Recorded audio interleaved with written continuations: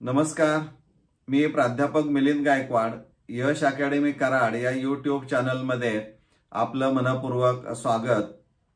प्रवेश घेत असताना बरेचसे वेगवेगळे किस्से ऐकायला मिळतात।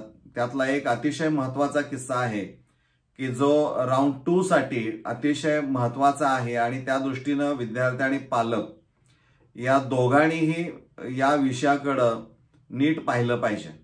नेमका विषय असा आहे की पालकांनी असं सांगितलं की सर आम्ही जी काही कॉलेजची नावं टाकली म्हणण्यापेक्षा ज्यांच्याकडून आम्ही तो अर्ज भरून घेतला ऑनलाईन पद्धतीनं आणि त्यांना सांगण्यामध्ये आलं की आम्हाला हे कॉलेज पाहिजे आणि त्याप्रमाणे त्यांनी कॉलेजेस भरली आणि त्याची प्रिंट पण घेतली, पण फारसा विचार त्यांनी केला नाही आणि त्यांच्या प्रवेश घेताना ज्यावेळी ते त्या कॉलेजमध्ये गेले त्यावेळी त्यांना सांगण्यात आलं की हे कॉलेज त्याच नावाचं आहे परंतु याच नावाचं कॉलेज दुसऱ्या एरियामध्ये आहे, त्यामुळे तुमचा पत्ता तिकडे असल्यामुळे तुम्हाला त्या उच्च माध्यमिक विद्यालयामध्ये किंवा त्या ठिकाणी जाऊन तुम्हाला प्रवेश तुमचा निश्चित करावा लागणार आहे।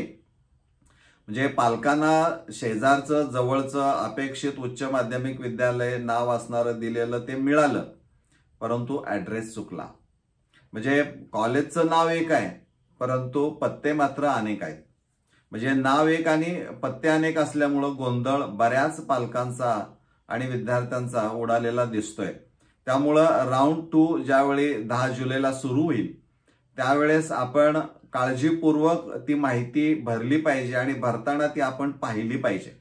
मग तुम्ही जिथून ती माहिती भरताय, स्वतः भरताय, उच्च माध्यमिक विद्यालयामध्ये जाऊन भरताय का नेट कॅफेमध्ये जाऊन भरताय, ते भरत असताना आपण समक्ष बघून ते कॉलेजचं नाव बाकीच्या ज्या काही इन्फॉर्मेशन असणाऱ्या आहेत त्या तुम्हाला कागदावर, मी मागं सांगितले की कागदावर ते लिहून काढा, सगळं वर्कआउट करा आणि तिथं गेल्यानंतर मग तुम्ही त्या पद्धतीनं ते भरलेलं आहे का नाही एक एक कॉलेज ते सगळं माहिती करून घ्या, म्हणजे हा गोंधळ होणार नाही।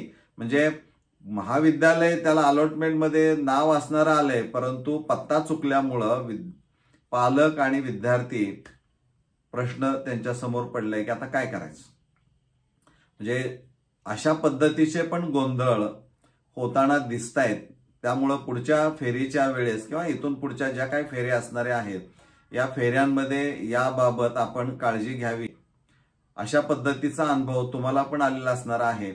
असे काही अनुभव वेगळे आले असतील तर तुम्ही कमेंट बॉक्समध्ये टाका की जेणेकरून त्याचा उपयोग किंवा त्या पद्धतीनं सावध विद्यार्थी आणि पालक राहतील किंवा ही चूक आपण करू नये म्हणून। धन्यवाद।